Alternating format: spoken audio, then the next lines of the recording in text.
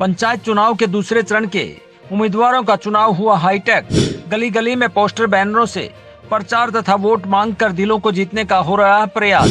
पवन शर्मा का दावा, काम करेंगे, जन जन का सम्मान करेंगे, सबका साथ सबका विकास के नारों की हकीकत बयां करते गांव मोई के खेल स्टेडियम की जर्जर हालत और राजकीय पशु औषधालय की इमारत जानलेवा। प्रदेश में दूसरे चरण के होने वाले पंचायती चुनाव में चुनावी दंगल के तमाम पहलवानों ने अलग अलग तरीकों से मतदाताओं को अपने पक्ष में मतदान करने के लिए सारी ताकत झोंक दी है। जगत महान न्यूज ऐसे दाव पेच को समझने का प्रयास करते हुए उपमंडल के सभी गांवों में पहुंचने का प्रयास कर रहा है। इसी कड़ी में शुक्रवार को आखिरी छोर पर बसे गांव मोई के दंगल को गली गली जाकर देखा, जिसमें मात्र 2 उम्मीदवार सरपंच पद के लिए हाथ आजमा रहे हैं। अगर बात करें पवन शर्मा की, तो गांव के विकास की तस्वीर कैसी हो, इसके लिए उन्होंने अपना विजन साझा करते हुए जगत महान न्यूज को बताया कि गांव में वे गंदे पानी की निकासी और पीने के पानी से लेकर उन विद्यार्थियों के लिए लाइब्रेरी का इंतजाम करवाएंगे। उन्होंने कहा कि पूर्व सरपंच ने भी काम किए हैं, मगर काम और भी बाकी हैं। अगर उनको मौका मिला तो सरकार से मिलकर करवाना उनकी प्राथमिकता होगी। पवन ने कहा कि गांव के तमाम बिरादरियों ने उनको केवल उम्मीदवार के तौर पर ही नहीं चुना, बल्कि एक चौकीदार की तरह जिम्मेदारी देने का वायदा भी किया है। उन्हें उम्मीद है कि सभी मतदाता उन्हें छोटी सरकार का हिस्सा जरूर बनाएंगे। अगर हमारी रिपोर्ट के अनुसार गांव की असली तस्वीर देखी जाए तो गंदे पानी की निकासी सबसे बड़ी समस्या दिखाई दी और गांव में खेल स्टेडियम की स्थिति तो ऐसी है, पूरी इमारत जर्जर हालत में पहुंच चुकी है। स्टेडियम ऐसी जगह पर जहां बच्चों का देर सवेर प्रैक्टिस करना संभव नहीं हो सकता। एक तरह से देखा जाए तो तमाम गांवों में स्टेडियम की स्थिति यही दिखाई दी। गांव में एक पशु औषधालय है जिसकी न 4 दीवारी है, न गेट। अस्पताल के नाम पर एक टूटा हुआ कमरा और एक VLDA के पद पर किसी तरह से अपनी ड्यूटी दे रहा है। अगर पवन शर्मा को मौका मिला तो इन समस्याओं का हल कैसे निकालेंगे, यह उनके बनने के बाद देखेंगे कि उनके वायदे और चुनौतियों से निपटने के लिए वे किस तरह से काम करेंगे। नमस्कार, जगत महान में आपका स्वागत है। प्रदेश में पंचायती चुनावों को लेकर लगातार गहमा गहमी हो रही है। एक चरण में कई जिलों के चुनाव हो चुके हैं और दूसरे चरण में जो चुनाव होने हैं कई डिस्ट्रिक्टों में, उनमें सोनीपत जिला भी शामिल है। और जगत महान लगातार ऐसे इस चुनाव की सरगर्मियों को लगातार जनता के सामने रख रहा है। आज भी जगत महान की टीम गांव मोई में पहुंची है, जहां हमारे साथ जो उम्मीदवार हैं, सरपंच के उम्मीदवार हैं, जो पवन शर्मा हमारे साथ हैं और ये अभी अपना प्रचार करके लौटे थे, तो रास्ते में हमें मिल गए।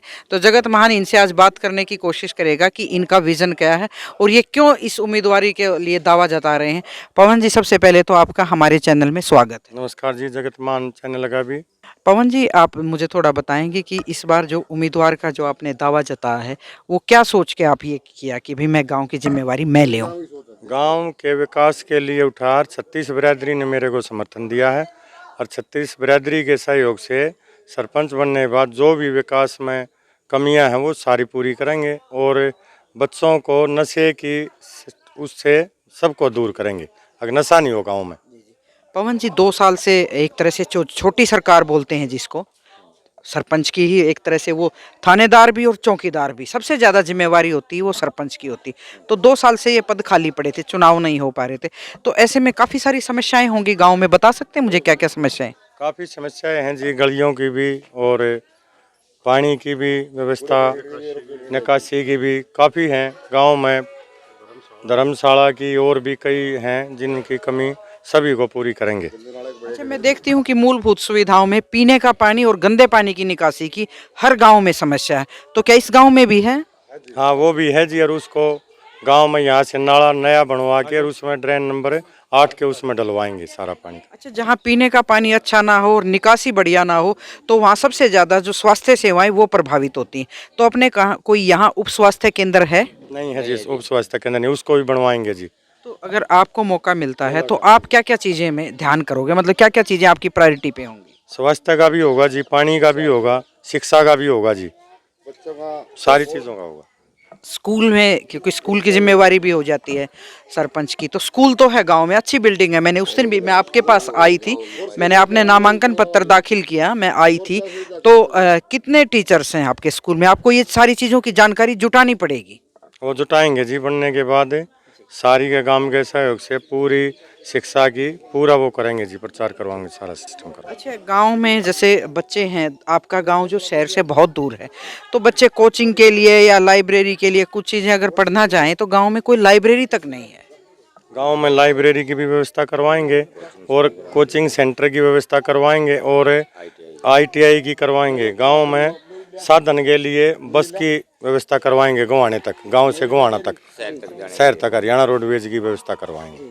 तो पवन जी, इलेक्शन 12 तारीख को मतदान होना है, तो आप हमारे चैनल के माध्यम से क्या अपील करेंगे अपने मतदाताओं को? मैं तो गाँव वाले से यही अपील करूंगा, भाई सभी गाँव वाले मेरा सहयोग करें और भारी बहुमत से जिताएं ताकि गाँव का विकास हो सके।